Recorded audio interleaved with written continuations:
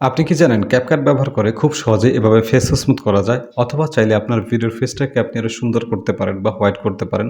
কিভাবে চলুন সেটাই দেখিয়ে দিচ্ছি। এবার সরাসরি ক্যাপকাট ওপেন করবেন, ক্যাপকাটের রিটাচ অপশন দেখতে পারবেন, এখানে ক্লিক করবেন। এরপর এখান থেকে আপনার প্রয়োজন মতো একটা ভিডিও এখানে ইনপুট করে নিতে হবে। এবার ঠিক এখানে ফেস অপশন দেখতে পারবেন, এখানে ক্লিক করবেন। এরপর ঠিক এখানে ক্লিক করতে হবে, আবারও ফেস অপশনে ক্লিক করবেন। এখানে অনেকগুলো অপশন দেখতে পারবেন, প্রত্যেকটা কিন্তু আসলে কাজের, আপনার প্রয়োজন মতো আপনি ব্যবহার করতে পারেন। তবে এখান থেকে আমরা সরাসরি ফেস স্মুথ করার জন্য এখানে স্মুথ অপশনে ক্লিক করব। এরপর ঠিক এখান থেকে এই লেয়ারটাকে আমরা কম বেশি করব, তাহলে এখান থেকে কিন্তু আমাদের ফেসটাকে স্মুথ হবে, অথবা আপনার প্রয়োজন মতো আপনি আপনার ভিডিও অনুযায়ী আপনি এখান থেকে এটাকে কম বেশি করতে পারেন। এছাড়াও কিন্তু এখানে রয়েছে কিন্তু ডার্ক সার্কেল, আপনি ডার্ক সার্কেলে ক্লিক করে এখান থেকে আপনার চোখের নিচের কালো দাগটাকে আপনি এখান থেকে রিমুভ করতে পারেন। যদি আপনার প্রয়োজন হয় যে না আপনার ফেসটাকে আপনি আরো হোয়াইট করবেন, তাহলে এই হোয়াইটিং অপশনে ক্লিক করবেন।